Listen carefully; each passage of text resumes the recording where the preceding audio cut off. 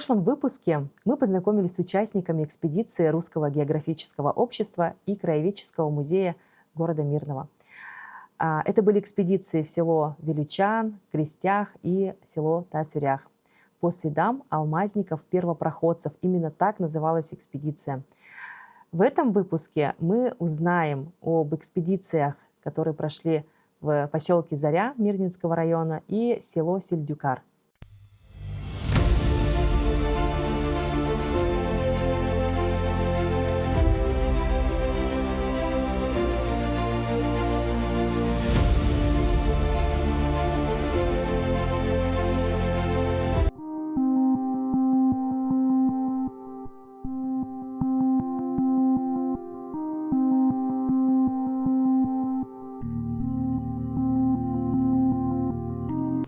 Валерий, расскажите, пожалуйста, о вашей третьей экспедиции. Чем она вам запомнилась? Какие моменты особенные для вас? Ну, во-первых, как я и по итогам прошлогодней своей экспедиции говорил, что первое, что мне запомнилось, это все-таки люди, которые нас встречали. То есть, и так, если в общем сказать, от мала до велика. То есть детишки, которые там концерты нам устраивали, там бабушки такие, там у них шикарный ансамбль. То есть, ну, все плюс глава администрации нас встретила, шикарный стол. Ну, вот первое впечатление, конечно, люди. Радушие. Да.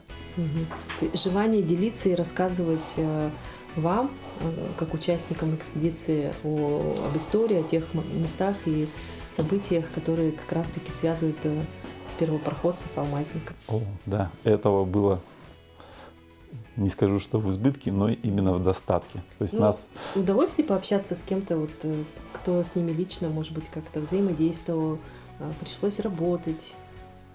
Вот, кстати, мы не ожидали, а вот познакомились как раз с Ксенией Спиридоновной. Это внучка тех людей, которым на плоту подплыл как раз Петр Куницын. Угу. Это вот как раз в этом месте это стрелка Большой Ботоби и Вилюя, в том месте, где Большая Ботобия впадает. Там на этой стрелке стояло, это были родовые угодья как раз этой семьи, и там у них было хозяйство, и вот как раз туда Петр Иванович и пришел. То есть, и как раз вот Ксения Спиридоновна, получается, вот внучка этих людей, она рассказала, как это было. То есть от нее мы узнали, что у нее был пистолет без патронов, который он как раз ее дедушке отдал. То есть она нам рассказала, что у них там масло какое-то было, лежало на лодке, деньги тоже, которые уплыли, то есть, ну, вот вместе с плотом. Ну, такие интересные моменты, которые, то есть, скажем так, которым скелет, который мы получили изначально, вот именно вот этими деталями обрастает, и о котором можно тебе рассказывать. То есть интересные такие факты. Ну вот вы встречали людей, отмечали те места, а как вы это все фиксировали? Не только же в своей голове, да, но как это документировали? Может быть, вели какие-то видеозаписи? Совершенно верно, как у нас сейчас документируется. Только видеозаписи, и все. То есть какой-то специальный порядок, да? Ну, или это так... Сегодня мы приехали, ну, как дневник, да, допустим? Нет, это было, да, то есть это мы снимали, там, видеоинтервью снимали, просто вот шли по улице, разговаривали, тоже снимали, ну, в таком плане. Мы не профессиональные операторы, режиссеры, то есть как на свой уровень, как могли, так делали. Это был поход на однодневный, то есть мы утром выехали из Мирного. В 9 утра нас уже ждала лодка. На этой лодке мы дошли как раз до фабрики на Данилке, и оттуда уже дошли до Сельдюкара. Был ли такой момент, который бы связал вас с первопроходцами? То есть вы могли бы ощутить ту самую связь, невидимую нить, и представили, что вы оказались именно в то время, в том году, когда они там работали? Ну, вы знаете, вот как бы прямо вот точно на ваш вопрос я не могу ответить, но вот там был один момент, который мне вот прямо врезался в память. Как раз нам об этом факте вот рассказали люди, которые нас встречали. Расскажите, пожалуйста, для вас это ну, получается, первая экспедиция в этом проекте. Да, третий Почему этап вы захотели нашей приехать? экспедиции, Ну, чем она потому вас что заинтересовала? Увлекаюсь историей, как алмазодобычи, так и в целом республики. Интересна она была, экспедиция эта, тем, что мы как бы планировали заехать в село Сельдюкар, в котором проживают ивены. Это, скажем, коренные жители республики. И заинтересовало чем? То, что как бы мы посетили первую обогатительную фабрику по тем масштабам. Это очень большая фабрика. На середине прошлого века, это 50-е годы. То есть я понимаю в силу своей как бы профессии, да, что это была не просто лотком помыть алмазы, это была круглогодичная фабрика обогатительная. То есть по тем временам это была очень масштабная как бы фабрика, большая. И до сих пор там останки ее, то есть они не маленькие, бревна там, как нам сказали, с Дома культуры или с Дома советов, который был на той ХАИ, это оттуда. То есть это тоже своего рода история, которая, к сожалению, затопленная, когда строили. Удалось хотя бы увидеть, может быть, фотографии какие-нибудь первые? Конечно, нас знакомили, и местная жительница, которая проживает до сих пор в селе Сельдюкар, она нам рассказывала историю, как это все начиналось, где стояли, где жили рабочие, которые там работали. То есть через речку на том берегу Вилюя, получается, стоял как бы геологический поселок, там были землянки, все это она рассказывала. А можете ли вы примерно озвучить количество работников? Хотя бы так навскидку. Это 10 человек? Нет, это больше 30 человек, как мне память не изменяет, потому что было 12 домиков. То есть в каждом домике жили рабочие, это по 4 человека, плюс-минус. Это больше 30 человек. Электричество было? Там стоял дизель, электростанция стояла. А как потом весь материал переработанный уходил до города? Скорее всего, это были каюры, потому что все мужчины, как местные жители рассказывают, мужское население, оно в основном было оленеводы, и каюры работали у геологов, они были проводниками, также они доставляли продукты, я так понимаю, сырье, которое отмывалось, они доставляли на Большую Землю, сюда, в город Мирный. А чем еще запомнилась вам эта экспедиция? Хоть она была такая краткосрочная, однодневная? Да, эта экспедиция была одним днем. Может быть, вы ощущали какую-то важность, понимали, естественно, важность? Мы прикоснулись к истории, мы посмотрели на эту фабрику, которая стояла, которую делали люди руками, что это же все как бы ручной труд. Это же вдали от цивилизации построить такую машину, так скажем, которая будет в процессе всего, это родоначальник, так скажем, всего алмазного этого региона, так скажем. Как думаете, почему ее сразу не стали строить, допустим, вот здесь, в городе, а построили? Они же поэтапно шли. Они начинали с косы Соколиной, и вот так вот постепенно поднимались. И инженер, который, к несчастью, утонул там в 52-53 год, если мне память не изменяет, он был уверен, что основная масса алмазов по берегам Малой Батобии. И они постепенно продвигались в сторону Малой Батобии. То есть они спрашивали у местных жителей, как можно кратчайшим путем дойти до притоков на Малую Батобию и подняться выше по ней. То есть, я так понимаю, в геологии не сильно силен, конечно. Но я так понимаю, что основные залежи алмазов – это приток Малой Батоби, это река Ирилях. То есть там, где открыли трубку «Мир» и закурили ее. Где был табак отличный. Сколько лет уже курят. Вот и постепенно они шли, двигались сюда, в сторону города Мира. —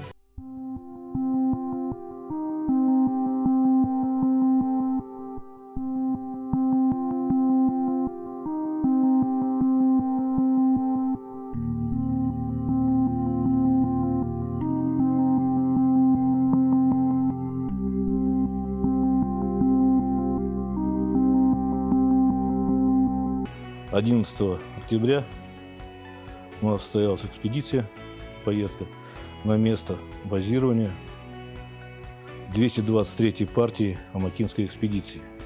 Бывший поселок Заря, который располагался 800 метров выше устья ручья Танталях на правом высоком берегу реки Малая Батоби. Это в 12 километрах, если напрямую на восток от аэропорта нашего. Там с 1954 по 1960 год был базовый лагерь геологов, в котором были построены и дома, в которых проживали рабочие ИТР, была контора, был ледник, в котором хранилось мясо, продукты, требующие охлаждения. Там была построена фабрика, на которой в период, когда не замерзает вода, то есть, скажем так, с момента прохождения ледохода и до ледостава, промывались пробы с ручьев, с коз ближайших, которые были предназначены для изучения. Находили алмазы, в том числе на ручье Тантейдах. Ну, они, скорее всего, по пробам, наверное, было решено отнести их к тому, что это наши от Мировского, где-то там смыло их с водораздела Мировского, трубки Мир. На месте в поселке проживали дети, которые были рабочих, ИТРовцев, порядка 30 человек. На фотографии я вам потом покажу, вы их увидите. Все наголо обритые в целях избежания всяких болезней. И в лагере же проводилось обучение. Один из выпускников, из обучаемых в этом лагере, в дальнейшем закончил золотой медалью первую школу с отличием, да, и стал геологом. Закончил институт тоже с красным дипломом. Да, я думаю, интересно, потому что есть фотография, на которой написаны фамилии этих ребятишек. Сам поселок был связан с городом Мирным дорогой. Она выходила тоже в районе аэропорта. На Нюрбу был отдельный зимник.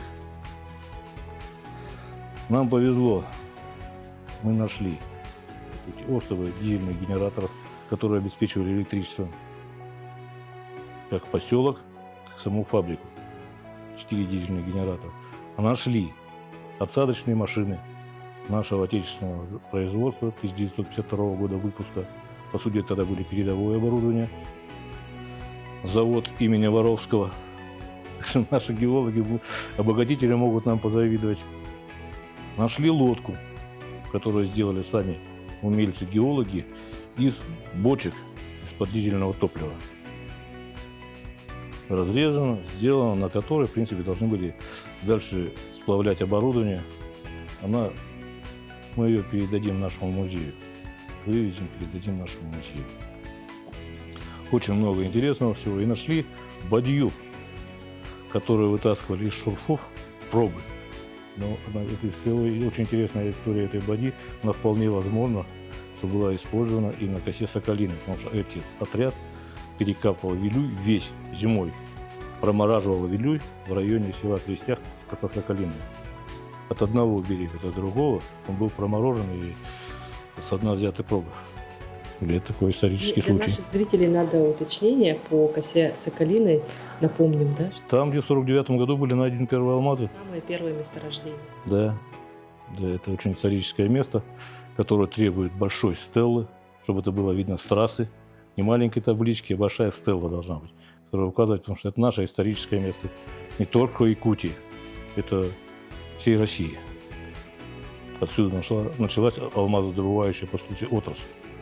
По передвижению геологов, как они вот с места косы Соколиной передвигались вот на местности поселка Зари, как это происходило? А я вам расскажу лучше с того момента, когда отряд 223-й партии выходил из Нюрбы в направлении первоначально Вилючаны села, где они оставались практически на год, и потом в дальнейшем Крестях. Зарисовка. Едет трактор тех времен, тащит сани. На санях закреплена избушка, так называемый геологический балок, в котором хозяйка семейства и 5 человек детей. За этой избушкой привязана корова. Потому что все со времен войны знали, что если есть корова, то никакой голод никому не страшен. Этот отряд двигался, это из нескольких вот домиков. Он выдвигался, в том числе на пенах грузилось оборудование, топливо, продукты, снаряжение. Но этот отряд, добавок еще охранял один из рабочих, который прошел финскую, отечественную, японскую войну, мой дядя Михаил Федорович Кулагин. Ехал он, охранялся пулеметом Дегтярева. Здорово было. Вот сам 12 килограммов есть с диском, еще 5 дисков с собой в рюкзаке. Это была жизненная необходимость в тот период, потому что после амнистии 1953 года в лесу оставалось много лихого народа, который был просто промысел, охотиться на геологов, которые имели с собой значительные финансовые средства, деньги для закупа продуктов, для найма работников, лошадей для покупки, оленей. Поэтому было. И также было это у них промысел, в том числе где-то кассира или почтальона поймать и ограбить. Поэтому это была жизненная необходимость. Практически до Крестяха они ехали с Дегтяревым. В Крестяхе дядьке выдали вот уже только автомат ППШ. Полегче. Да. Ну это вот, на самом деле, это историческое, я сам узнал, когда был поражен. Вы, получается, подключились в эту экспедицию благодаря личной истории вашего дяди, ну как-то, или это уже впоследствии вы? К сожалению, скажем так, когда вот были мы моложе, и когда все были живы, это считалось обыденностью. Там же встреча вот этих ведущих геологов, когда они с дядей встречали, приходили к нему домой. У дяди была первая в мирном теплице, также, потому что была земля, была корова, которая производит навоз, и это можно было попробовать. Первую картошку они вырастили на Заре, потому что там земля песчаная. Просто посадили картошку, и она выросла. До 1961 года 12 километров из города Мирный ходили окучивать огород в Зарю, чтобы есть свою, а не сушеную картошку. Такие маленькие интересные случаи, ну, скажем так, зарисовки из жизни. Да, это было действительно. Я видел этих геологов многих, которых там вот сейчас мы в книжках читаем, они встречались, дружили очень долгое время. Люди, которые многое что видели и прошли. Ну тогда, к сожалению, если про войну дед просто говорил, что там ничего интересного не было, не стоит. Об этом ты прочитаешь в книжках. А про то у нас не хватило ума тогда записывать это все. Хорошо, что сохранились фотографии, что-то расспросили, кто-то вот все вместе, всей семьей вспоминали, кому что там дед рассказывал, кому бабушка рассказывала, кому дедья рассказывали.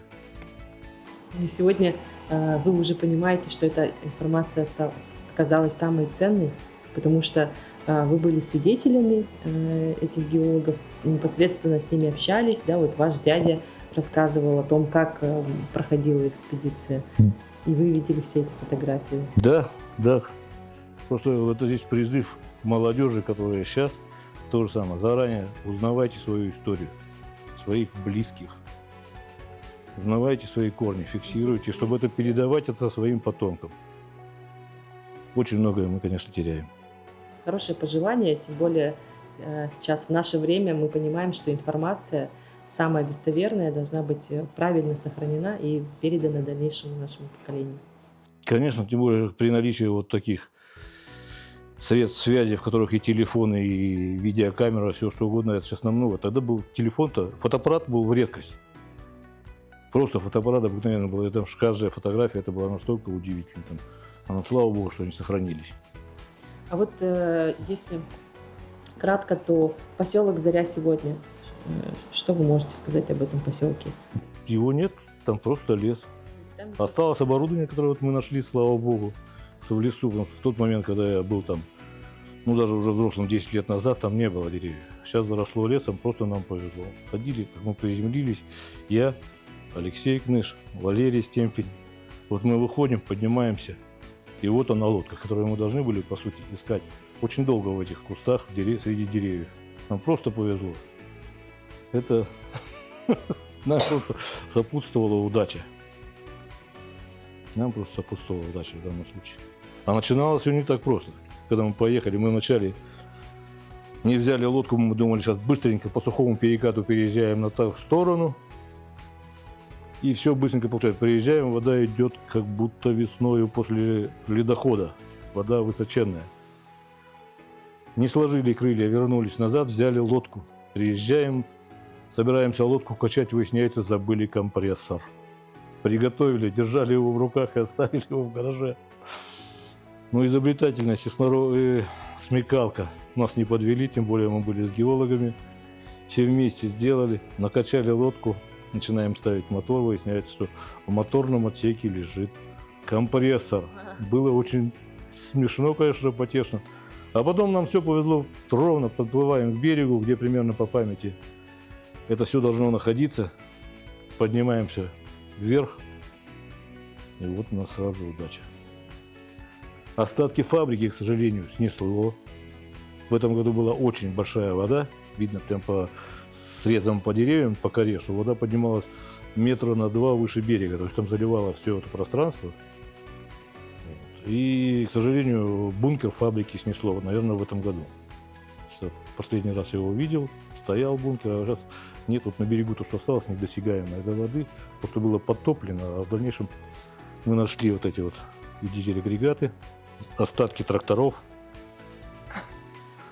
Кстати, пробы привозили в зависимости либо на машинах, чаще, правда, на тракторах, на лошадях, а где самые непроходимые места, там вытаскивали пробы на оленях. Та же Татьяна Павловна, моя тетя, спокойно управлялась с оленем. Там много историй, конечно, много очень интересного всего. Надо обязательно все это зафиксировать. Зафиксировать, я говорю, это вот молодым поколением, это вот обязательно молодежи, вот, это очень интересно. Любой поход, по сути, надо фиксировать. Очень много интересного на стаге еще.